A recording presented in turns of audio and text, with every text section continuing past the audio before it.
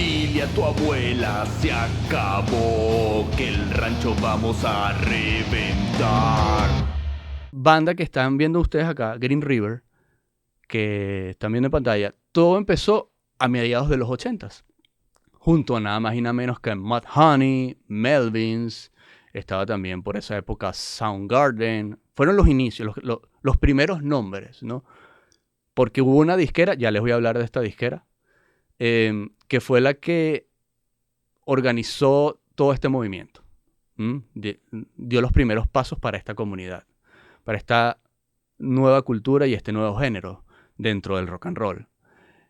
Ellos plantaron la semilla, ellos comenzaron a mezclar todos estos elementos que les he comentado, el punk, el heavy, el alternativo, pero realmente el boom vendría después y ahí es donde entra Sub Pop Records, que se los muestro acá. A ver, se los muestro por aquí. Sub Pop Records, que era una disquera pequeña, una disquera local, esta que está acá.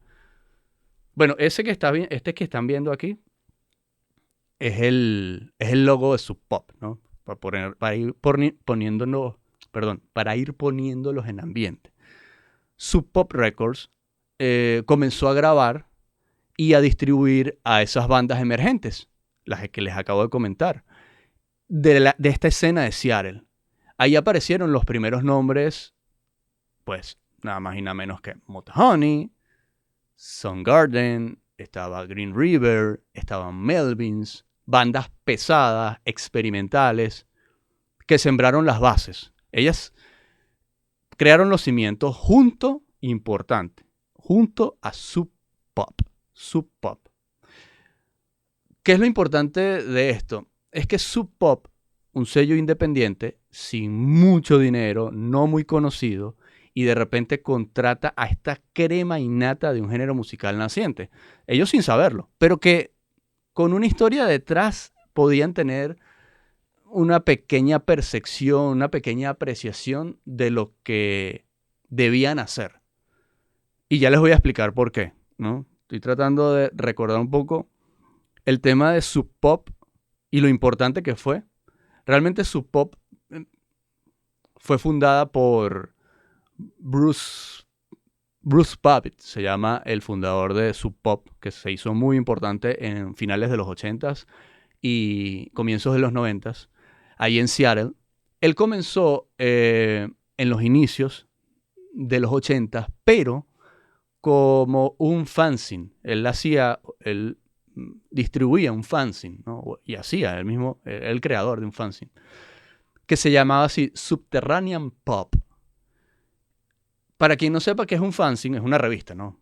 Es como una especie de revista independiente como artesanal, hecha por fans y entusiastas de un tema o una industria en específico. Por ejemplo, ciencia, arte, cine, música, eso es un fanzine, ¿no? En el caso de Subterranean Pop, aquí les voy a colocar algo que también sé, aquí está, para que más o menos se vaya metiendo en ambiente. Aquí pueden ver, esto es como un periódico, ¿no? Pero realmente no es un periódico, es una revista, ¿no? Y aquí se puede ver, por lo menos que se ve Seattle, Rock City, esto es clásico, esto es más o menos lo que muestra de la imagen del grunge. Aquí no se llamaba grunge, aquí se estaba gestando un movimiento, una subcultura del rock, o un subgénero del rock, género del rock. Y, y bueno, posteriormente ya con el tema de marketing, mercadeo y todo esto, decidieron ponerle el nombre de grunge. Pero también van a saber, aquí tengo varios datos relacionados con esto. En el caso de Sub Pop o de Subterranean Pop, estaba centrada en bandas nuevas, en sellos discográficos independientes, antes de ser una disquera, ¿no?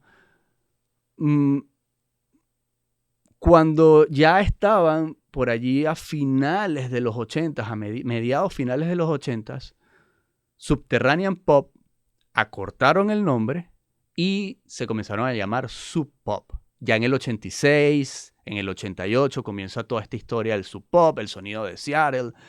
No voy a hablar más de Sub Pop porque la historia de esta discográfica es tan interesante que el tema da para un podcast completo. Que probablemente luego haré, inclusive, pues haré un podcast dedicado a esto, ¿no? A mediados de los 90, Sub Pop fue absorbida, fue comprada como que una parte por Warner Music. Y bueno, nada, Sub Pop y obviamente se hizo nada más y nada menos que más notoria, se hizo más grande. Aunque nada como el éxito de la era del grunge. Digamos que Sub Pop fue, fue una explosión de una época, después queda el nombre, queda mucho más dinero, porque además de que todo lo que arrastró en esa época, Warner le inyecta y de ahí nacen muchos artistas. Incluso hay una lista, ustedes pueden buscar en internet, hay una lista de Sub Pop o de artistas de esta discográfica. Es enorme, gigante.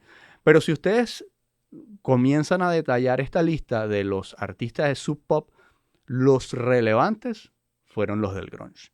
Hay de todo tipo, pero los relevantes, los que hicieron esta... los otros, digamos que de manera underground, en pequeños nichos, se conocerán los otros, pero de manera masiva, como fue el grunge, nada más y nada menos que fue esta época la que realmente hizo que Sub Pop fuera tan grande. Que el rancho vamos a reventar.